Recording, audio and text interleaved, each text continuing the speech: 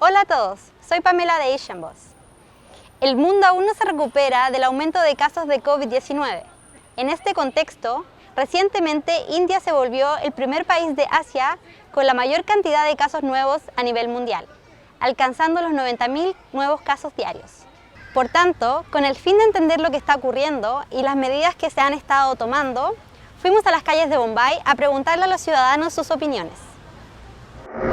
Have you heard that India is the most infected country in Asia and second most in entire world? Yes, I heard. It's true. Yeah, true.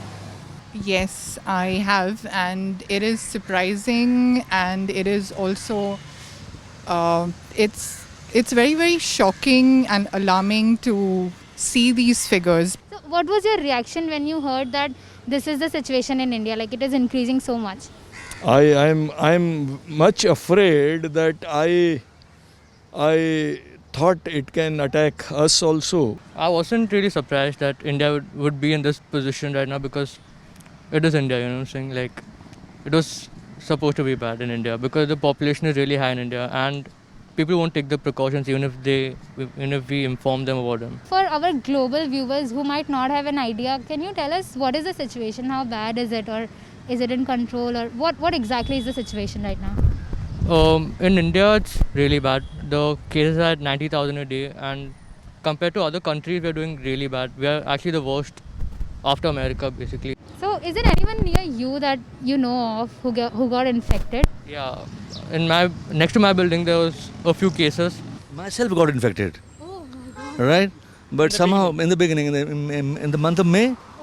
and somehow I took medicine, a doctor here and there, I got okay. Can you explain what was your entire situation? I had a breathing problem. I had a little fever, and I had entire body was aching.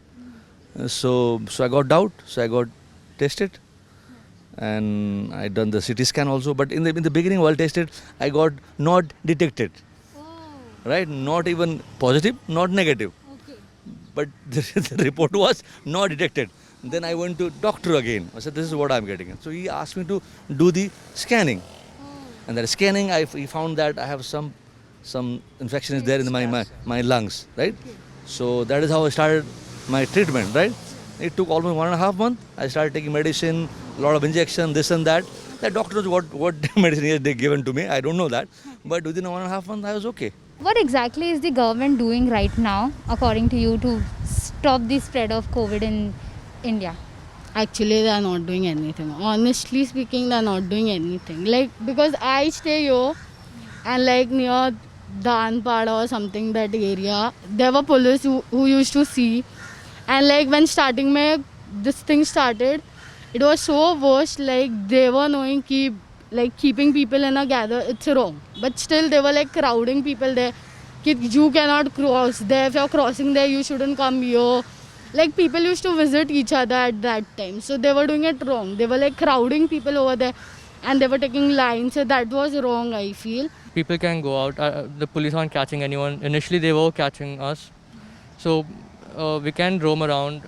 I think till 7. After that, the police start catching people. And basically the metro cities, they are affected the most. But and in those cities, they have opened the mall, not the theaters, but the malls are open in basically all the cities. And Despite being such high cases, they've opened the malls. We have unlocked the city with a few relaxations, and so the government has made it mandate for restaurants or for banks or for the places that are open to keep a bottle of less sanitizer. To have each and every person who enter the premises wearing masks, and to have social distancing actually practiced. The trains are also like functional, but they're only for the essential workers. It is not open to the general public, and by that I mean that people who really need to go to work. For example, like what kind of people are considered as essential workers here? Essential workers is the medical team. That's doctors and doctors, nurses. So, what do you think is the reason that there is a huge increase in infection number in India? Personally, what do you think is the reason? Reason might be people like me who are not wearing mask and then not nibhaving social distance stuffs, and like we are being selfish right now, like roaming with our scooties and bikes out. So I think so we should wear masks, we should use sanitizer, and we should listen what Modi ji is telling. Poor healthcare, the poor healthcare in India, that's the major reason. And basically, this virus doesn't have a vaccine. That's the major issue. First, very first thing is we have very large populated country, right? And social distancing was not in our book. Especially the poor people, one house, one room, 5-10 people living together. Obviously, people get connected, and that's how the entire this thing is gone up. That's what I feel. So one is density of population. So I think there are a lot of people in limited amount of spaces, whether within a city, within a town, within a district, whatever. So that is one. Number two is I think there's a sizable number of people who've come from abroad, possibly where this virus has come from, right? I mean, that's what we've been told. So who've come from abroad and who till recently, I understand, were still coming into the country on evacuation flights or whatever. I honestly tell you now, I feel it was all fake. I feel it because it's a money-minded thing right now. Like people, hospital are earning through that only. Right? Do you think the pandemic is fake? No, starting mein it was kind of real in US and all of those stuffs, but right now it's like all are planning to make money through this thing. Because like recently one of my friends, she lost her dad. So it's a kind of a money making business. I've heard. What was fake? Like what exactly do you think? He got admitted and all of those stuff, and like while he died, and then uske baad they showed him COVID positive stuff. So like I've heard aisa ki people get money like from government, hospital gets something 1,50,000 for a patient to show ki karke ye COVID hai ki nahi. Aisa I've heard. Yeah. So yeah.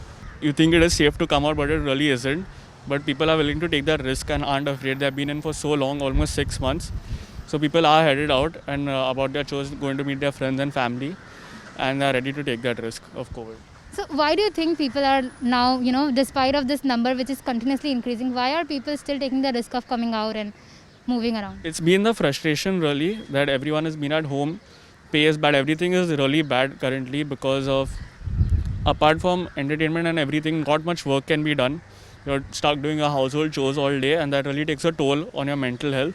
So you need your friends and family. You can't FaceTime all the time. You really need that face-to-face interaction in person. And that's the reason I think people are headed out, to meet their friends especially. So since the number are still bad, why has the lockdown measures been relaxed and to a point that we are able to stand here and take an interview? Why do you think the measures have been relaxed like this? They opened up the phases, unlock phases were taken cause of the economic reasons. India couldn't handle such a loss currently. So due to that reason, everything opened up. And I think so personally, it's a right choice, because how long can we do this? Choices we make now take a big toll in the future. So if we didn't open up the economy in time, a lot of companies would back out from India. And that's why, because of that reason, I think so, they took this call for the unlock phases. What is your biggest concern right now, and what are you most struggling with?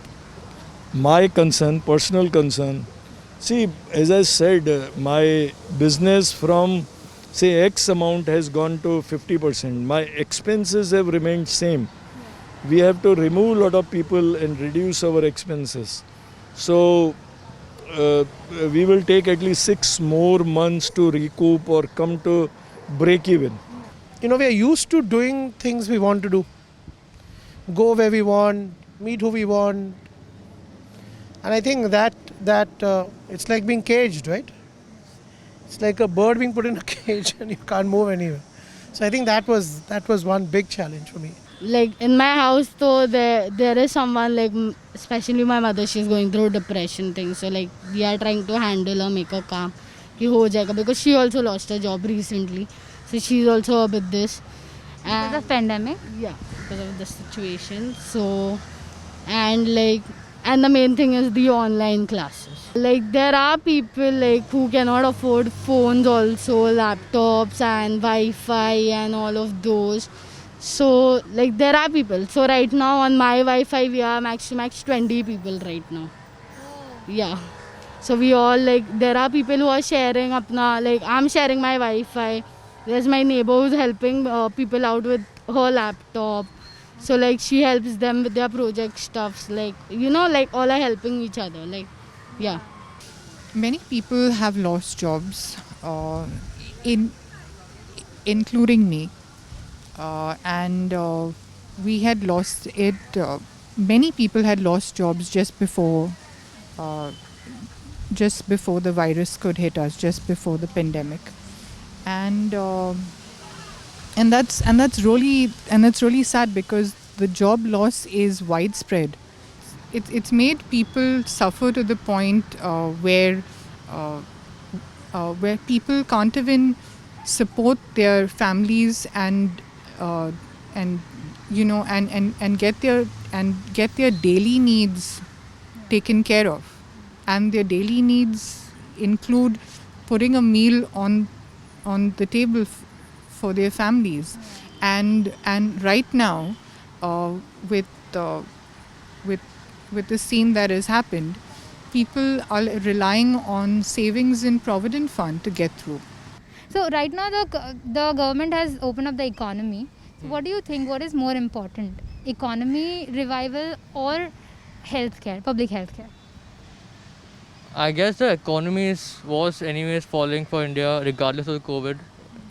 It has been falling since last year, and I would say the economy needs to be revived. The number one thing should be public health, because if you don't take care of public health, you will not be able to save your economy.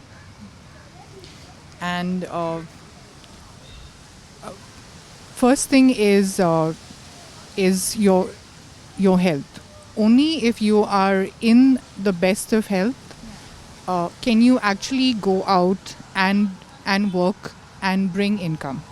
Economy is more, it does more good for the people in general. How far can you go helping the public if you don't have funds to help them?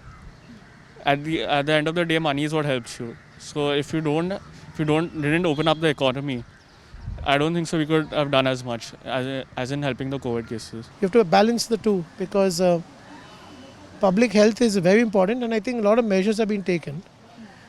Normally this place would have been full of people. Now there are not many people here, so people are listening at some level. And the second thing is the economy has to work, right? People have to move. Everything cannot be working from home.